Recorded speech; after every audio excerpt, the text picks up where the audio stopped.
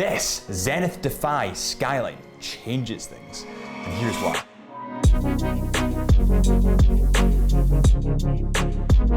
We have seen so much from Zenith. Over the last 3 years in particular, we had the Chronomaster Sport, and now we have the Defy Skyline. What was once a more reserved brand has become one of the pinnacle points, the pinnacle focal points in the watch industry. They are pushing the boundaries, they're reinventing themselves, and they're doing a great job of it. Welcome back to Time in the Wrist at Chisholm Hunter. My name is Harrison, and today we have the Zenith Skyline. We have a sample piece from Zenith. We have the white, we have the blue, and we have the black. My personal favorite being the white, although it's kind of more silver, but anyway, let's talk about the details. Let's begin with the diameter. It comes in at 41 millimeters in diameter, and for those of you that know me, you'll know that that's pretty perfect for my wrists. I have slimmer wrists coming in at about 6.5 inches, so I would probably tap out at around about the 42 mark. Let's take a look at the thickness and the Lug To Lug of this new model. So beginning with the Lug To Lug, according to our tools, our calipers, it comes in at 46 millimeters. So quite a compact watch, and that's quite standard in those 70s designs that we can see from the PRX to the Nautilus or the AP Royal Oak.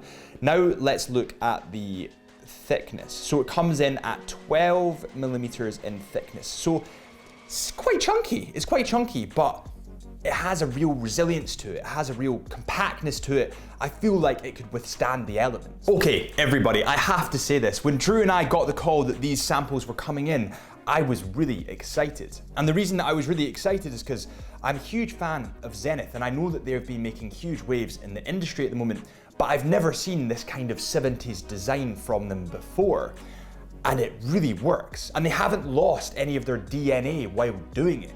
It remains at its core a Zenith. Right, I have gone off in a total tangent, which tends to happen because I'm a watch nerd. But let's get these on the scales and see how much they weigh. Remember, these are samples, so really we're just comparing the rubber versus the bracelet version.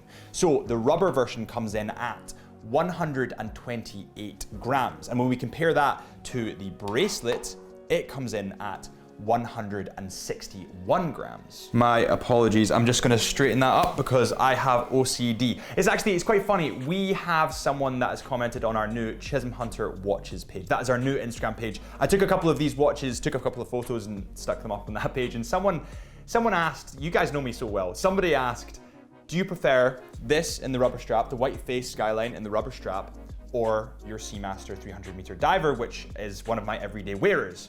And it's a great question, and I've been thinking about this myself, but we'll save it for another video. But on with the review. So let's take a look at the case and the bracelet, both of which are stainless steel, and I really, really like it. It feels cold to touch. Stainless steel is probably one of my favorite metals for a watch. I like how dark titanium is, but I probably would go towards stainless steel because it has that extra weight to it.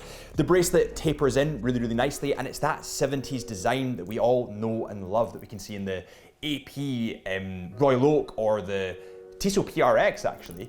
So we can see that, and I'm a huge fan of this bracelet. However, durability wise, I would probably stick with rubber. It has an octagonal case. I know I said hexagonal for another review and I got corrected, so I do apologize. This is an octagonal case, and the bracelet actually has a deployment clasp, which is really, really easy to do actually. I think it's actually easier than other luxury watch brands that I've had in before. So you push it and it comes out like so, and then you can actually just slot it back in and click it down, and it's done. And you can change it into the rubber. We've actually got a green rubber strap here, personal favorite, or we have the blue and then the black, which is on the white dial. It's really, really easy though. It's honestly, when I say it's one of the easiest straps that I've used, it genuinely is. The fact that this has the option of the rubber strap is a real winner for me. I mean, when you talk about stainless steel bracelets and how beautiful they are, yes, they are beautiful and they do reflect the light really well, but from a versatility aspect and from a durability aspect, rubber is better. I wear a rubber on my Omega Seamaster 300 meters because it's just that little bit more durable. And for my lifestyle as a photographer and videographer, that's what I need. I need that durability.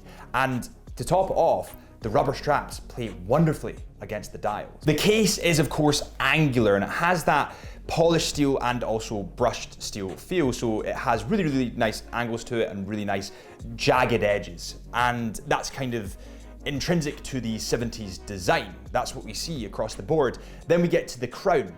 The crown is kind of short and stubby, but a little bit thicker. I like this. I do.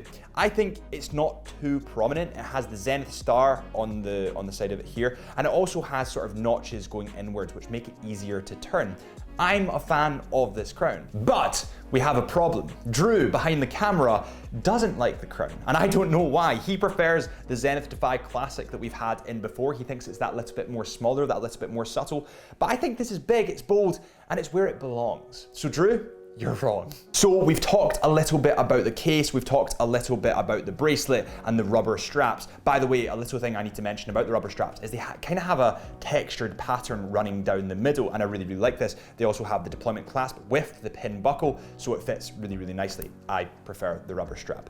But what I was gonna say is, these are available on the Chisholm Hunter website, which is linked below. Let's talk about the dial, which is genuinely one of the best looking things about this watch. It has lovely texture to it, it has symmetry, it has everything. Before we go into that dial, I totally forgot to mention that this actually does have a bezel. Although it's a limited bezel, it does have a bezel, and it's kind of polished and brushed steel. The circular insert is brushed, and then on the outside, sort of sloping down quite lightly, is the polish, and it plays wonderfully in the light. And also I like the fact that it has that brushed steel because it's a little bit more durable. The dials obviously come in different colors. I have the white, but it's kind of a silvery white. Then you have the blue and the black.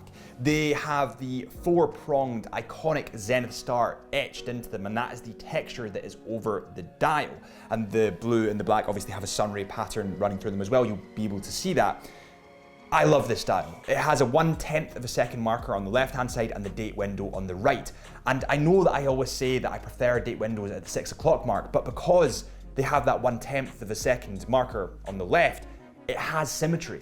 It still has that proportionate weight on either side. Let's talk about these colors for a second. With the white or the silvery dial, I would tend to go for the black rubber strap. I just think that it plays and contrasts really, really nicely, and it's kind of a throwback to my Omega Seamaster 300 meters that I have at home, my everyday wearer, or almost everyday wearer. Got my Tudor Blancpain on at the moment.